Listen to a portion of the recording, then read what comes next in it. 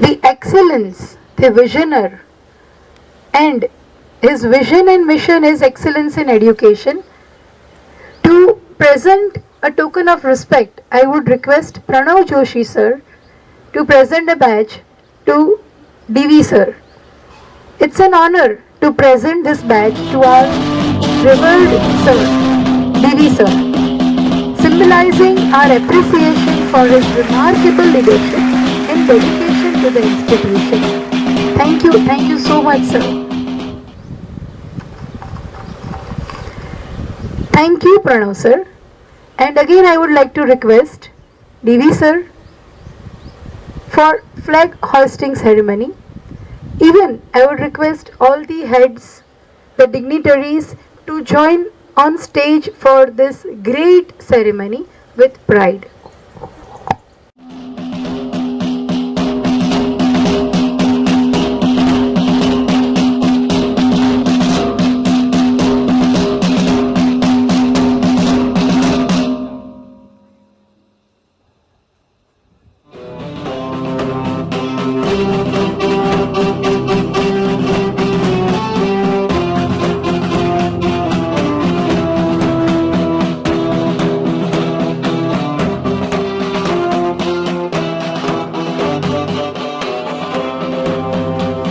We are honored to have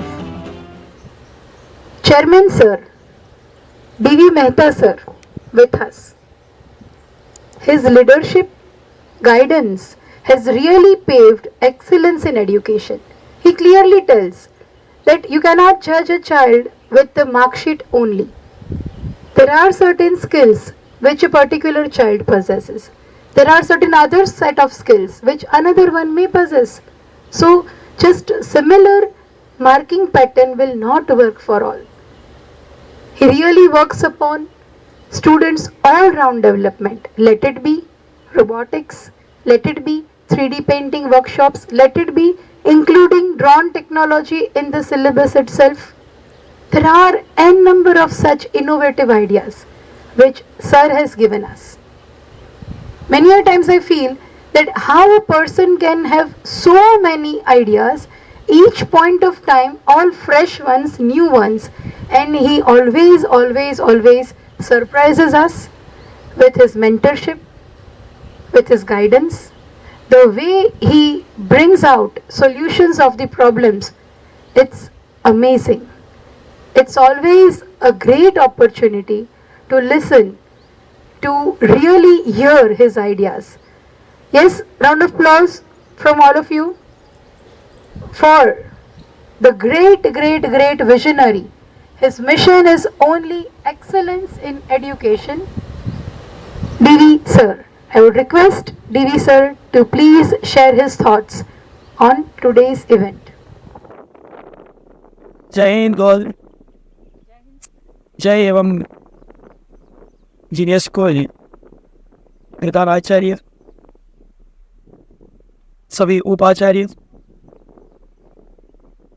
genius group of institutions के CEO, all the administrative heads, सभी शिक्षक वालीगण एवं भारत का भविष्य सभी छात्रगण, सबसे पहले आप सबको 77वें स्वतंत्रता दिन की ढेर सारी शुभकामनाएं। बहुत बहुत बधाई। आज भारतवर्ष हमारा 77वां आज़ाद दिन मना रहा है और ये देश ये पिछले 7 दशकों में बहुत सारी उपलब्धियां लेके आए, इसलिए भी आप सबको ढेर सारी शुभकामनाएं। बहुत बहुत धन्यवाद। दोस्तों, ये देश को ये आज़ादी ऐसी नहीं मिली, ये आज़ादी के लिए बहुत से लोगों ने बलिदान दिए। बहुत सी माताओं ने अपने बेटे को खोया है। बहुत सी बहन ने अपने भाई को खोया है। बहुत से बच्चों ने अपने पिता को खोया, तब जाके ये आज़ादी मिली। हम जब आज़ादी की बात करें तो संघर्ष की बात करें तो 1947 की बात करते हैं, नेशनल पावर की बात करते हैं, और बात करते हैं बलिदान की, जिसमें गांधी जी, सरदार वल्लभ भाई पटेल, जवाहरलाल नेहरू, इस आगे बात करें तो भगत सिंह, चंद्रशेखर आजाद, सुखदेव, राजगुरु, सुभाष चंद्र बोस, श्यामा प्रसाद मुखर्जी, और भी आगे जाएं तो लक्ष्मीबाई, तात्या टोपे, नाना फडणवीस और मंगल पांडे, इन सबको याद करते हैं हम इतिहास में और पाठ्य पुस्तक में। इन सभी शहीदों की शहादत को पढ़ते हैं, उसको वंदन करते हैं। लेकिन बस में इतना ही नहीं है। जैसे मैंने बताया, ये देश को आजाद करने के लिए हजारों लोगों ने कुर्बानी दी, तब जाके ये देश आजाद हुआ है। मैं आपको 2-3 छोटे छोटे किस्से सुनाऊंगा। चंद्रशेखर आजाद, आपको बताइए कि काकोरी कांड हुआ था। काकोरी कांड कि जिसमें चंद्रशेखर आजाद और उसके साथियों ने अंग्रेजों की संपत्ति को लूटा था। वो Kakori is a railway station. वो रेलवे स्टेशन पे वह लूट चलाई थी और अपने देश के लिए उन लोगों ने ये लूट चलाई थी। उसके बाद अंग्रेज की फौज, उसकी पुलिस, हालांकि वो पुलिस में ज्यादातर सभी भारतीय थे। मैं आपको बीच में एक बात बता दूं कि दोस्तों, ये पूरे 200 साल ब्रिटिशर्स ने हमारे ऊपर राज किया, लेकिन ये 200 साल में कभी भी 1 लाख से ज्यादा ब्रिटिशर्स भारत में नहीं थे।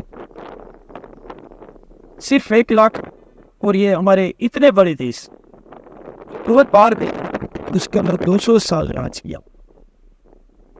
तो ये पुलिस थी, भारतीय थी, लेकिन वो ब्रिटिशर्स के लिए काम करती थी। वो चंद्रशेखर और उसकी टीम को ढूंढने के लिए हर जगह छापे लगाती थी।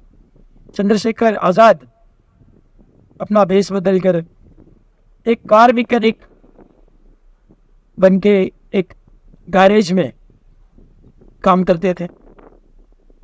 झांसी वो स्टेट मध्य प्रदेश में, वो झांसी के बगल में एक छोटा सा राज्य था और उसके राजा थे करक सिंह चुदेव। अब ये करक सिंह की कार खराब हो गई, तो वो अपनी कार रिपेयर करवाने के लिए वो ये जो मोटर गैरेज थी वहाँ आए।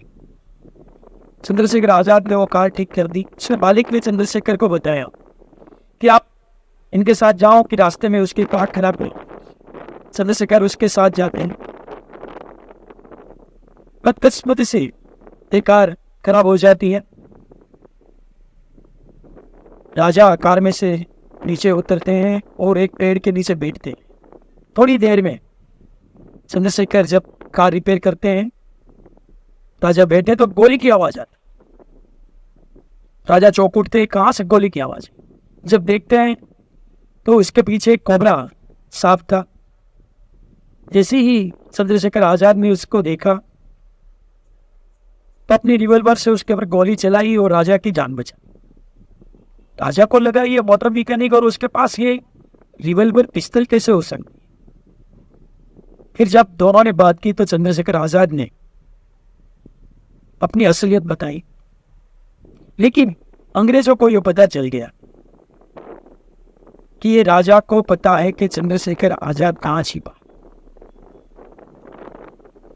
लोगों ने ये राजा के ऊपर बहुत प्रेशर किया कि आप हमें चंद्रशेखर आजाद का पता बताओ, लेकिन राजा ने कभी उसका पता नहीं बताया और अंग्रेज हुकूमत ने उसकी पूरी सत्ता छीन ली, उसका पूरा राज्य छीन लिया और वो राजा एक भिखारी बन गया, सामान्य आदमी बन गया। और उसके बाद उसने पूरी अपनी जिंदगी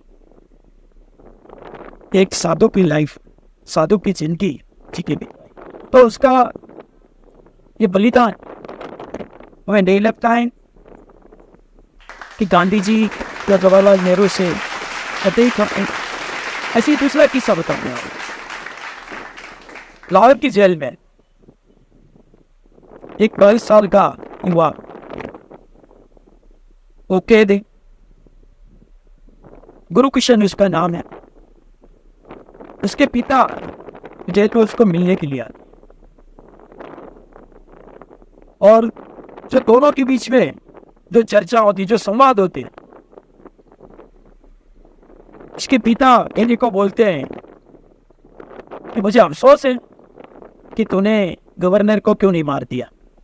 बेटा बोलते हैं पिताश्री, मैंने बहुत कोशिश की लेकिन भीड़ जमा हो गई थी, तो गवर्नर का निशाना लेने के लिए मुझे 2 कुर्सियों के ऊपर चढ़ना पड़ा और वहां से निशान ले, वो कुर्सी हिल रही थी इसलिए मेरा निशाना हिल गया और डीएसपी उभर गया।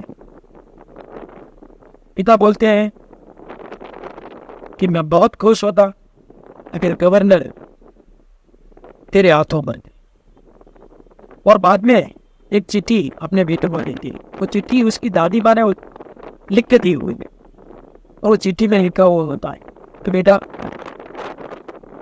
जब तू फांसी पे चढ़ने के लिए जाए तब तेरे पैर नहीं डिगमगाने चाहिए।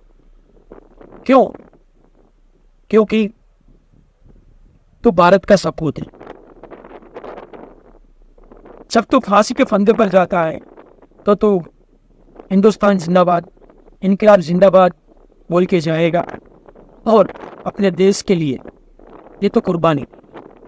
तो दोस्तों, इनकी कुर्बानी ये गुरकिशन की यही लगता है कि पूरे देश में जो जितने शहीद हैं उसकी जो कुर्बानी है उतनी ही अहमियत रखती है। ये जो युवा शहीद थे वो क्या बोलते थे? मेरे जज्बात इस कदर मेरी कलम में, मेरे जज्बात इस कदर वाकिफ है मेरी कलम को कि जब मैं इश्क लिखना चाहूं तो वो इनकलाब लिख, जब मैं इश्क लिखना चाहूं तो वो इनकलाब लिख। तो दोस्तों, इतनी शहादत जब हुई तब जाके ये देश को आज़ादी मिली। और आज हमें बहुत खुशी है कि पिछले 4 साल से पूरे भारतवर्ष में एक ही तिरंगा राज कर रहा है। पहले 2 हुआ करते थे, एक भारत में और एक कश्मीर में। अभी पूरे देश में एक ही तिरंगा वो राज कर रहे हैं। बहुत खुशी की बात है दोस्तों। ये शहीदों की बात है। मैं आगे बताऊं, सरदार वल्लभ भाई पटेल, सरदार वल्लभ भाई पटेल वीपी मेनन को बोलते हैं कि तू जाते जाते मेरे 2 काम करने। सरदार पटेल को वो पता चल गया था कि आज़ादी के बाद वो ज़्यादा ये देश की सेवा नहीं कर सकते थे,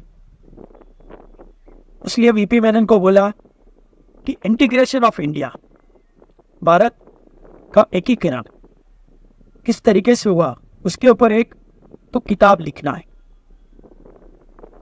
कैसे जूनागढ़, हैदराबाद में किस तरीके की मुश्किलें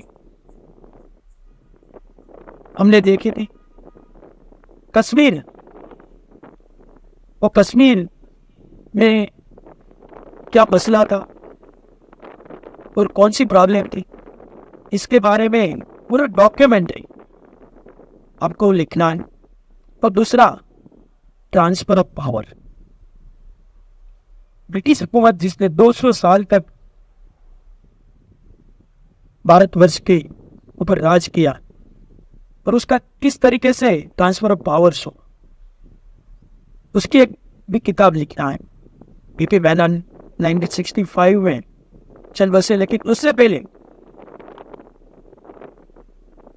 उन्होंने ये 2 किताबें लिखी। मैं ये 2 किताबें अभी डिजिटली पढ़ रहा हूँ। जितने भी इतिहास के शिक्षक हैं उसको मैं बताना चाहूँगा कि आप ये दोनों book, integration of Indian state and दूसरा ट्रांसफर ऑफ पावर, ये दोनों बुक जरूर पढ़नी। ये किताबों से आपको बहुत कुछ सीखने समझने को मिलेगा। दोस्तों, हमने बहुत कुछ बातें की इस तरीके से आज़ादी में क्या आज़ादी मायने रखती है, और हमारी जो सोच जो होती है वो 1947 और ज़्यादा से ज़्यादा 1857 तक सीमित हो जाती है। देखिए, भारतवर्ष है वो 10,000, 15,000, 20,000 से ज़्यादा साल का उसका इतिहास है, इसकी धरोहर है। तो ऐसा देश है जो प्रभावशाली देश है, जो वैभवशाली देश, जो कल्याणकारी देश। ये देश ऐसे ही वैभवशाली, प्रभावशाली, कल्याणकारी नहीं हो गया था।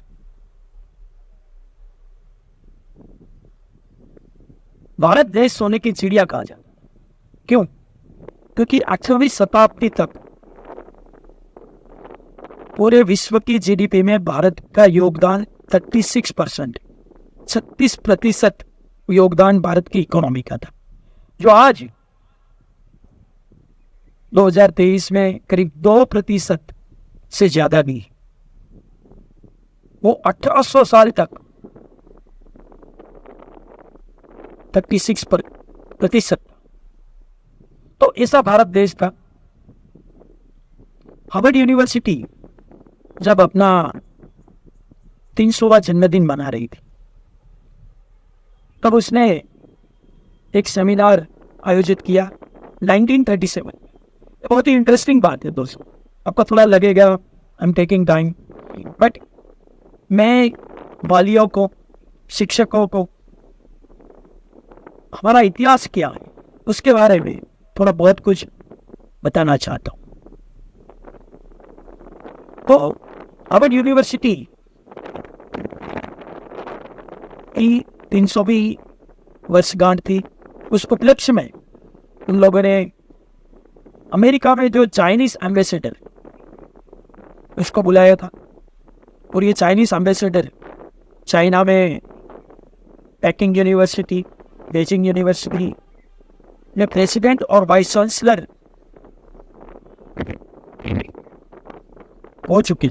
रह चुके थे। अरे बहुत ही समझदार आदमी थे। और विषय था क्या? कौन सा विषय था? देखिए, 1937 में विषय था Indianisation of China, Indianisation of China.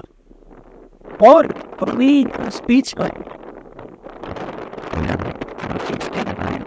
में पहाड़ों को क्या कि India ruled China, India dominated China for more than 20 centuries, and then too without sending a single soldier on high order. Hindustan ने करीब 2000 साल तक, 2000 साल एक बहुत ही बड़ा कालखंड होता है दोस्तों। तो वो बताते हैं कि हम भारत के शुक्रगुजार हैं कि भारत ने चाइना को डोमिनेट किया। उसको प्रभाव चाइना के ऊपर इतना था कि जब हिंदुस्तान में नालंदा और तक्षशिला विद्यापीठ हुआ करती थी, तब चाइना में जैसे हमारे JEE नीट के अभी कोर्सेज चल रहे हैं, कोचिंग क्लास चल रहे हैं, आईआईटी में एडमिशन लेने के लिए, एम्स में एडमिशन लेने के लिए। उसी तरीके से चाइना में बहुत सी यूनिवर्सिटियाँ इस तरीके के कोर्सेज चलाती ताकि उन बच्चों को, छात्रों को नालंदा और तक्षशिला विद्यापीठ में उसको दाखिला मिले, एडमिशन मिले। तो ये भारत का वैभव था। जैसे मैंने बताया, भारत बहुत वैभवशाली था, प्रभावशाली था और साथ में कल्याणकारी भी था। कोई भी राष्ट्र वैभवशाली होता है तो ही प्रभावशाली होता है, और वैभवशाली और प्रभावशाली होने के साथ वो राष्ट्र कल्याणकारी नहीं है तो वो विध्वंसी करता है। रावण, दुर्योधन, कंस, उसका राज वैभवशाली भी था, प्रभावशाली भी था, लेकिन कल्याणकारी भी था। तो भारतवर्ष वो वैभवशाली, प्रभावशाली और साथ में कल्याणकारी भी था। तो ऐसा देश आज पूरे विश्व में भारत की इज्जत बहुत जल्दी से बढ़ रही। अभी बहुत गर्व की बात है कि नॉर्थ कोरिया, हम जानते हैं नॉर्थ कोरिया और अमेरिका के बीच में बहुत ही तनाव रहता है। तो यूएन क्या बताता है कि America can not solve the problem of north Korea, only India can do this. Bharat देश ऐसा है कि जो ये मसला है उसका हल निकाल सकता है। तो ये भारत की ताकत है। तो ऐसा भारत है दोस्तों। इसे भारत में जब हम हैं तो हमारा उत्तरदायित्व क्या है, हमारी जिम्मेवारियां क्या है। हमने देखा कि हमारा इतिहास बहुत ही वैभवशाली, प्रभावशाली, कल्याणकारी, लेकिन आज क्या है, हमारे सामने बहुत ही मुश्किल है, बहुत सी चैलेंजेस। लेकिन आज जो छात्र बैठे हैं, जो शिक्षिकाएं हैं, शिक्षक हैं, उनको मैं बताना चाहता हूं कि आप सब 3 चीजों का ध्यान रखें। पहला है कि आप सिर्फ प्रेक्षक ना बने, दर्शक ना बने, आप खिलाड़ी बने, आप प्लेयर बने।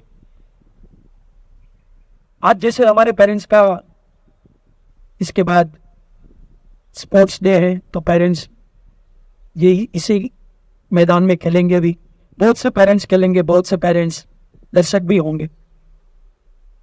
लेकिन मैं बताता हूं आपको कि हमें दर्शक नहीं बनना है, हमें खिलाड़ी बनना है। खिलाड़ी जो होता है जब वो मैदान में जाता है तो उसके पास बहुत सी चैलेंजेस होते।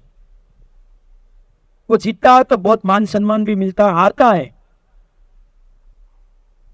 तो बहुत कुछ उसको सहन भी करना पड़ता है। दोस्तों, प्लासी की जब लड़ाई हुई तो ऐसा कहा जाता है कि प्लासी की लड़ाई में मैदान में लड़ने वालों से ज्यादा लोग देखने वाले थे, माने दर्शक थे, तालियां बजाने वाले। हमको ये तालियां बजाने वाला नहीं हो, हमें योगदान देना है। हमें ये देश के उत्कर्ष में कुछ कंट्रीब्यूट करना है, हमारा योगदान देना है। तो हमें दर्शक नहीं बनना है, हमें खिलाड़ी बनना है। दूसरा कि हमें ये देश के साथ कभी गद्दारी नहीं करनी। भगवान श्री राम, उसके 2 महान भक्त थे। एक तो हनुमान जी, हम सबको पता है, दूसरे थे विभीषण जी। लेकिन दोस्तों, आपको पता है कि ये भगवान राम की जो कथा है, इस प्रसंग को 10,000 से ज्यादा साल हो गए, लेकिन मैंने कभी नहीं सुना है कि किसी बाप ने अपने बेटे का नाम विभीषण रखा। हनुमान के ऊपर से बहुत से नाम होते हैं, बजरंग, कपिल, हनुमंत। हम हनुमान चालीसा बोलते हैं जो कष्ट में होते। ये दोनों भक्त थे, लेकिन विभीषण को क्यों इतना आदर नहीं मिलता है? क्योंकि विभीषण ने अपने देश के साथ गद्दारी की। उसने अपने देश के साथ, लंका के साथ गद्दारी की। हालांकि वो भगवान श्री राम का भक्त। दोस्तों, आज के समय में क्या है, एक दो पंक्तियां आपको मैं सुनाऊंगा कि मत देख कि कोई शख्स कितना गुनहगार है, मत देख कि कोई शख्स कितना गुनहगार है, ये देख कि वो तुझे कितना वफादार है, ये देख के वो तुझे कितना वफादार है। हम ये देखते हैं, हम उसके गुनाह नहीं देखते, उसकी वफादारी देखते हैं। ये आज के भारतवर्ष की बहुत बड़ी समस्या है। इसलिए मैं बोलता हूं कि हमें देश के प्रति गद्दार नहीं होना है, वफादार रहना है। हमें यही सोचना है कि ये जो देश का हित है वही मेरा हित है, और जब आपका हित और देश का हित उसके बीच में कुछ संघर्ष हो तो ये सोचना कि मेरी सोच में कुछ गड़बड़ है। जब आपके हित और देश के हित में कुछ संघर्ष हो तो ये सोचना कि मेरी सोच में कुछ गड़बड़ है।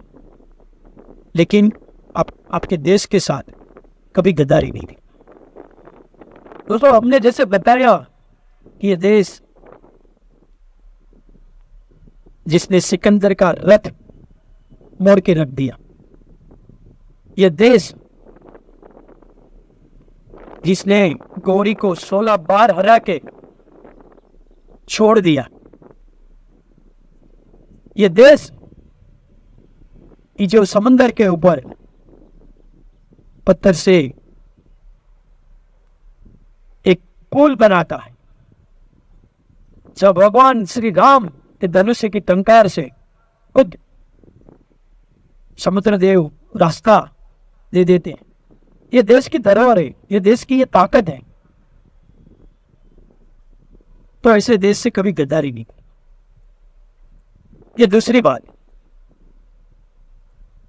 तीसरी बात कि हमें अपने आप में आत्मश्रद्धा रखनी है, विश्वास रखना है, ये देश के प्रति सम्मान रखना है। अब्दुल कलाम अपनी किताब में बहुत अच्छी तरीके से बताते हैं ये बात, हर एक को ये समझने जैसी बात है। वो क्या बताते हैं कि जब मैं ये देश का राष्ट्रपति हुआ तो मुझे बहुत आनंद हुआ। मुझे आनंद इसलिए हो रहा था कि मैं बड़े बड़े लोगों से मिलूंगा,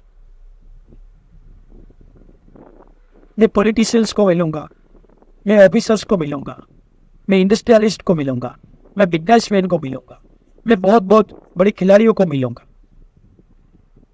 और वो मिलते भी थे। लेकिन जब उसकी ऑफिस में ये बड़े बड़े लोग उसको मिलने के लिए आते थे तो अपनी टेबल के पीछे उसने एक मैप रखा था, वर्ल्ड का मैप, और वो दिखाते थे, ये देखिए ये मैप ने जर्मनी से लेके आया। तो सभी लोग बहुत तारीफ कर रहे, अरे वाह जर्मनी की तो क्या बात है। फिर आप इसे बोलते थे, उसको मैं और करीब बोला कि आप और नजदीक आके देखिए इसमें क्या लिखा है। तो जब और नजदीक आते थे, जब पढ़ते थे, तो इसमें लिखा होता है, thank you ISRO Trivandrum for providing this satellite image. वो तब जाके ऐसा भी हो सकता है, ऐसा भी क्या। तो उसको जर्मनी के ऊपर भरोसा है लेकिन भारत की ताकत के ऊपर भरोसा नहीं, अपने देश के ऊपर भरोसा नहीं। और ये बड़े बड़े लोग, अब्दुल कलाम बोलते हैं, लिखते हैं, तो मैंने देखा जितने बड़े लोग उतनी लो स्टेट, बड़े बड़े जितने बड़े लोग मैंने उसका देखा उतना आत्मविश्वास आत्मश्रद्धा अपने देश के प्रति उतने ही कम।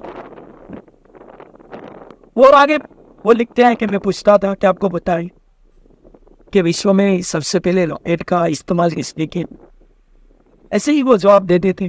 कोई बोलते थे चाइना ने इसका इस्तेमाल किया, कोई बोलते थे कि जर्मनी ने इस्तेमाल किया, अमेरिका ने किया होगा। ऐसे ही to impress APJ Abdul Kalam वो जवाब दे, लेकिन बाद में एपीजे बताते थे उसको कि सबसे पहले रॉकेट का इस्तेमाल टीपू सुल्तान ने किया 19वीं शताब्दी। एक सोचा देखिए, और वही रॉकेट आज लंदन के म्यूजियम में कोई मानने के लिए तैयार नहीं होता। तो दोस्तों, हमें हमारे देश के प्रति श्रद्धा रखनी, विश्वास रखना। हमने 3 चीजें आपको बताई। पहले बताई कि हमें दर्शक नहीं बनना है, दूसरा हमने बताया कि ये देश से वफादारी रखनी है, देश के हित में ही अपना हित रखना है, ये देश से गद्दारी नहीं करनी है, और तीसरा हमने बताया कि देश की जो ताकत है उसके ऊपर विश्वास रखना, उसके ऊपर श्रद्धा रखनी। ये 3 चीजें आज के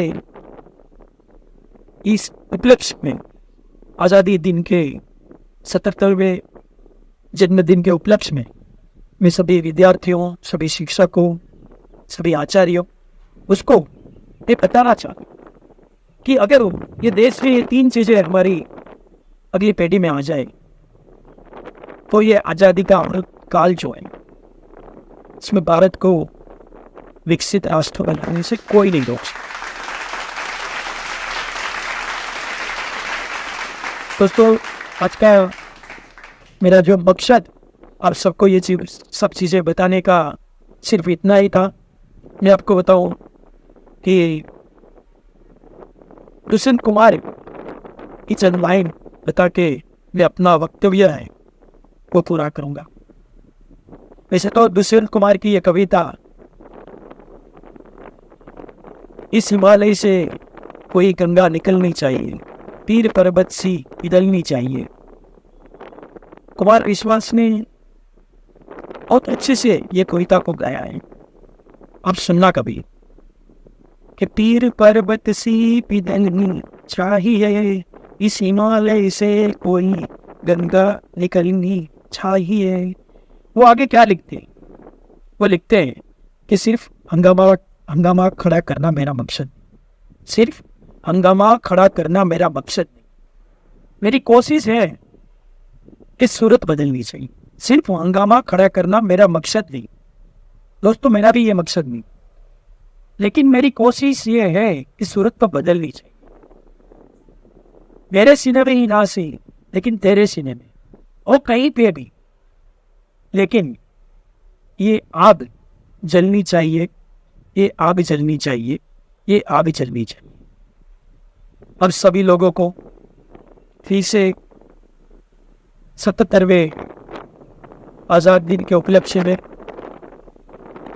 जीनियस ग्रुप ऑफ इंस्टीट्यूशंस, इसमें genius school, Jai international school, Gardi Vidyapith, Rajkot international school, global institute of Ayurveda, उन सभी इंस्टीट्यूट की ओर से आप सबको मैं बहुत बहुत शुभकामनाएं देता हूँ, बहुत धन्यवाद करता हूँ, ढेर सारी शुभकामनाएं देता हूँ।